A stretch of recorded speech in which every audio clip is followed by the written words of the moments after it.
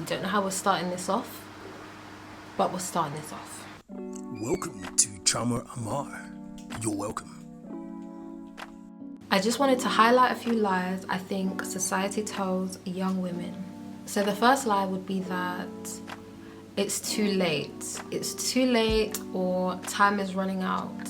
And I know for some things that may be true, but for the most part, I don't think it is. I mean, things like it's too late to find true love, it's too late to abstain, it's too late to follow your dreams, or time is running out to do all of those things. I don't think it's possible. I think that we do create plans in life and they might not go exactly as we have planned.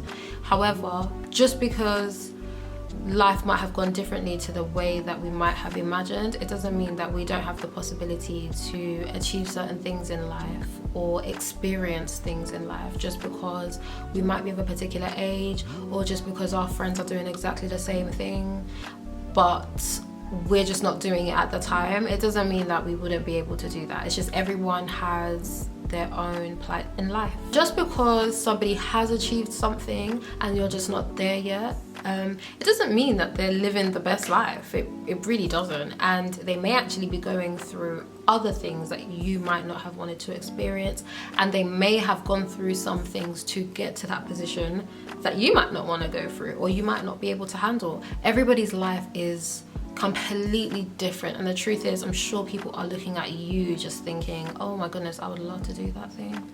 So it's not too late to find your true love. It is a possibility. It's not too late to go after your dream. It's not too late to go after something else or change the direction that you want to go in. I mean, life is just too short to not do something because you think you should have done it when you were younger or the ship has sailed. So I think it's not really fair, and everyone just goes through life at their own pace. It's not too late. You can start again. You can create the life for yourself that you actually really want to have.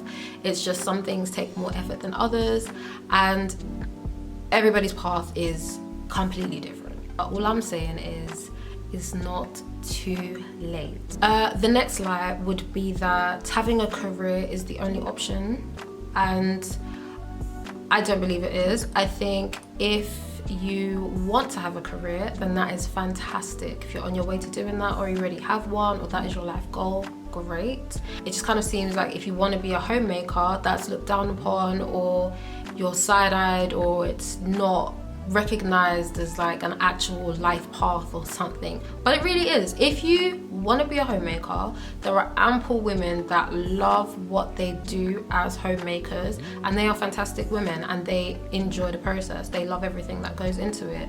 There are a lot of women who are actually currently in work and wish they could spend more time at home. I think it's completely different to a time where women weren't actually allowed to work. So fighting for the opportunity to be able to do that made so much sense. But now it's a possibility. It's so possible that it's an option. It's not what you have to do, but if you want to, you can. Being a woman isn't something that's gonna hold you back from doing that, particularly in the Western world. If you want to have a job, that's great, but homemaking is also a possibility as well. There are loads of women in the world who actually really enjoy doing it. You might not hear about them and you may not see them, but they do exist. It too is a great way to lead your life. So if you again also feel yourself being called to something like that, go for it. It's a real possibility and you might find yourself enjoying it.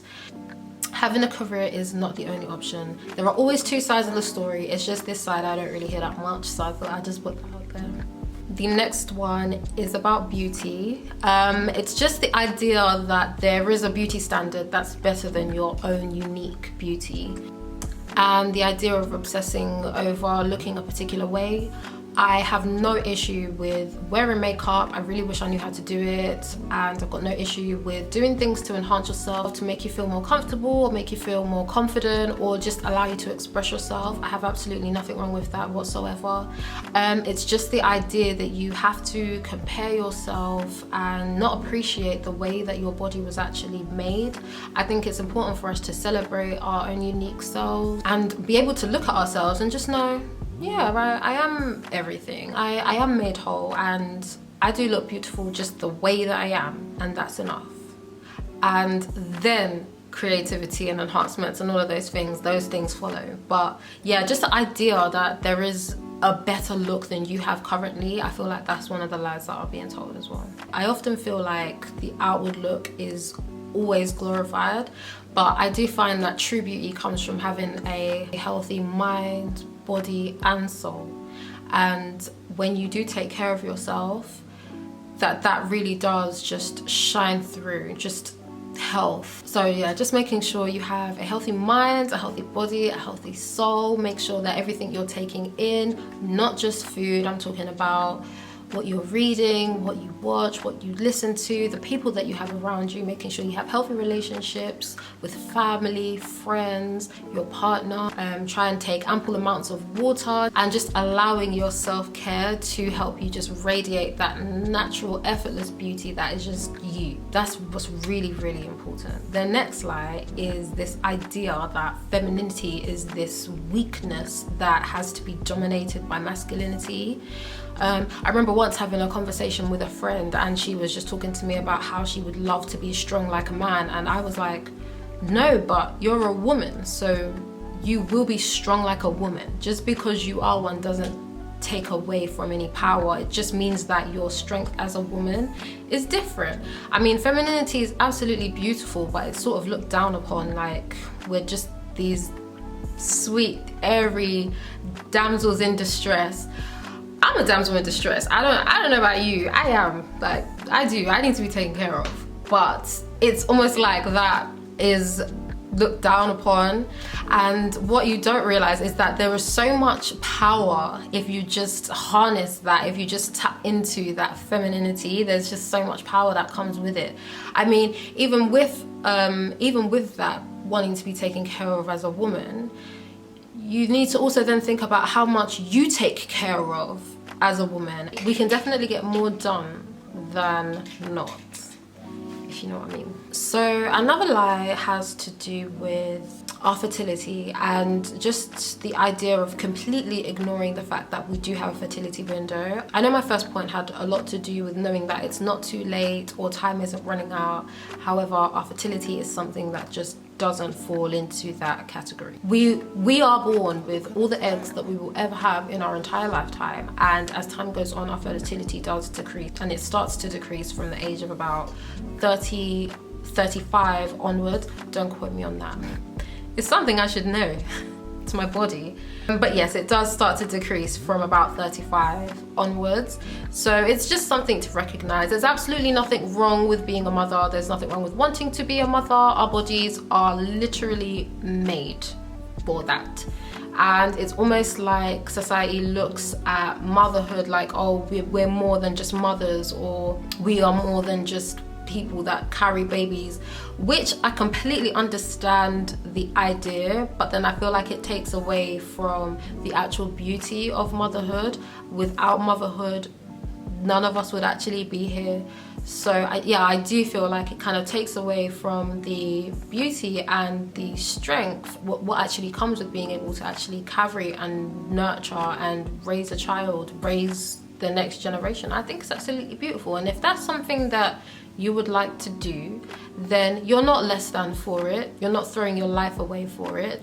But to have them slightly earlier than your 30s does just make sense, because that's around the time when you do have the healthiest pregnancies. If you're interested in having children and starting a life with somebody, then find someone who is on the same page as you, worth marrying, and move forward that way. But definitely consider that. It's not a bad thing. It's just the way that our bodies are made up, and it's something that we have to work around and plan for. The next lie I think society tells women is that it's immature to abstain from sex, or sex is like a pillar of your relationship. Again, as a Christian, I do think that is very important in marriage. And if you are waiting for marriage, then I would encourage you to do that. Don't feel like it's something that you absolutely have to do, or because everyone else is doing it, you must do it too. And don't feel pressured to actually do it if you are seeing somebody. It's not a requirement, and if you do want to save yourself for marriage, then it's something that you can do. Similarly to, if it's something that you've done before and you would like to stop because you are waiting for marriage, that is a possibility as well. But the idea that is immature, I remember hearing a lot that I was immature for waiting for my husband. But it was never something that I actually agreed with. It was immature for me to wait for my husband, or it was things that were expected if I was to be in a relationship with somebody.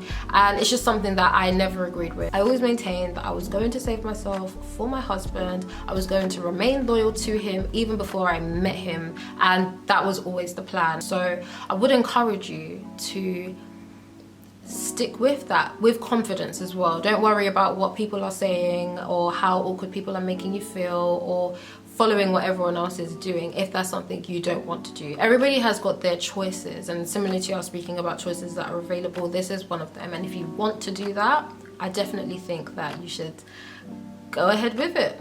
I know also that there can be a worry that it's something that you have to do because you are in a relationship, and some people do actually stipulate that it's something that is important for them while they are dating. And if you're not comfortable with that, then that's even perfect, because it's just another guy that you can just strike off the list and be like, yeah, you're definitely not for me. The next lie I would say is the idea that being a homemaker or a stay-at-home mom stroke wife is akin to being a prisoner.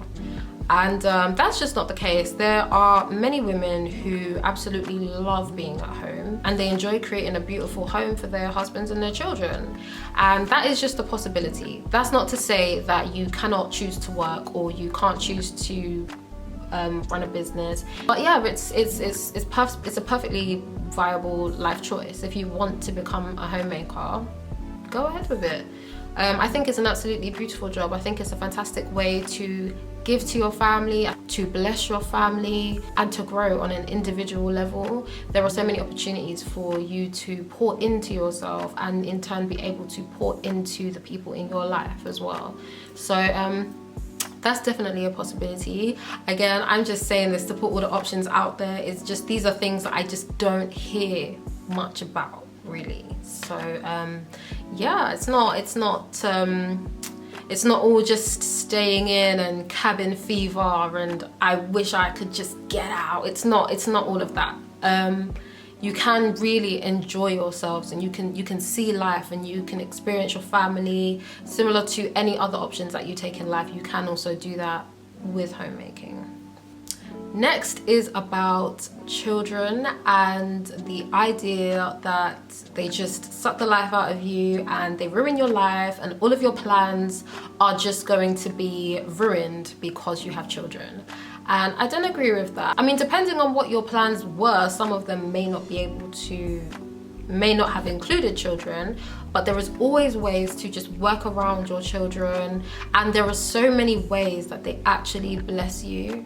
And most things in life you do have to work at, and having children is just one of them, and they do have needs. Children are, how do you say it?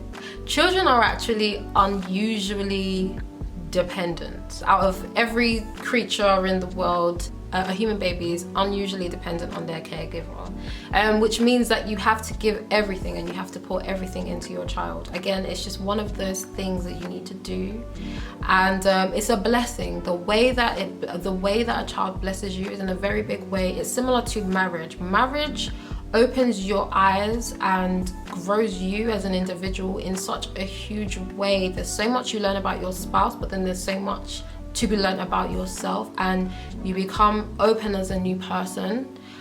You learn different things, and that's exactly what happens with a baby. When you have a baby, you are then reborn as a mother. So again, that's a whole level unlocked in your life as a parent. And yes, you pour into this baby and the baby needs you, and you're doing so much, and you're tired and you're stressed, and then you're blessed and you're happy and you're just going through everything. But then by the grace of God, the baby grows up and you have a new person in your life, you have a family in your life, you have a blessing in your life, your support system, somebody who's also going to be there for you, a new relationship, a family that you don't choose. It's just, they are just going to always be there, depending on how you raise your family. But children are an absolute blessing, and it's like I said before, you may have had plans in life and they don't have to completely halt because you have children. It's just that you start to adapt to situations that happen in life. So The idea that they ruin your life or they just ruin you and that's just what children do when you have them is completely false. It happens to some people, and some people do regret having children and they don't like children, and that's their thing, which is fair enough. But the idea that that is just what children are wholly, solely, doesn't really make much sense to me, and I don't think that's true, and I don't think it's fair. I think if you would like to have children, know that they are an absolute blessing and they add way more to your life than you would ever believe that they will take away. And the last lie that I wanted to mention has to do with finance. And I'm not a financial advisor, and I know that everybody has a different relationship with money and there's no right or wrong relationship. But I did just want to mention that it's very important to take care of your finances. I don't know if that is a message that's being put out there. I know a lot of the time as women we are encouraged to buy. We need to have the next this, the next that. We have to be up to date with everything, and that's all well and good, but it's very important to recognize that spending money is great, but money is not always just going to be there to be spent. There are possibilities of growing your money as well, and it's just important as women, especially if we are planning on being homemakers or starting up our own businesses and just going through unconventional routes. It's important to learn how to grow our money so we're not put in situations where we're stuck looking for, or we're stranded. And sometimes being stranded may be part of the journey, but just knowing that it's really important to get your finances in order, whatever that looks like for you. Just make sure that you're taking your money seriously. The love of money is very dangerous, but taking control of it is important. It's very, very important. And debt is no joke. Just tripping over and, falling into debt and just having things to have them. It's not the safest position to be in. So just recognize that just because you can have something doesn't necessarily mean that you can afford it. And it's really important to make sure that you're taking care of your finances. Don't feel like you just have to buy something. Don't feel like you just have to have something. I'm not telling you how to spend your money. It's completely up to you what you do with it, but just know that there are opportunities to make sure that you are in a safe position and your future is secure based off the decisions that you do make. And where possible, just take time to think about investing in yourself, investing in your future, investing in your growth, and investing most importantly in your family. So whatever that may look like to you, just make sure that you are working and learning about becoming financially literate. It is very, very, very big. Money is not just there to be spent. It's there to be spent, but that's not all you can do with it. So find out what's possible and try and achieve that thing. So those are the lies that I feel society is telling young women, and I did just want to put them out there. I feel the opposite of most of the statements I've made today are just there in abundance, and I don't hear much of what I've spoken about today. So I thought I would just put it out there just so that we're having this discussion and more of us are saying what I have to say. I would love to hear your ideas on what I've said today in this video. Do you have some lies you think are being told? What do you think about what I've mentioned? It'd be great to have a discussion in the comments. So yeah, talk to me about it. And I would love to thank you again for the amount of time you've spent with me in this video. I really appreciate all the support that I've been receiving. It's very encouraging and I really enjoy doing this. So I do hope that you'll be with me in my next upload. Society is, no. The first lie is that your posture does not matter, because it does. It matters. So, ignore me.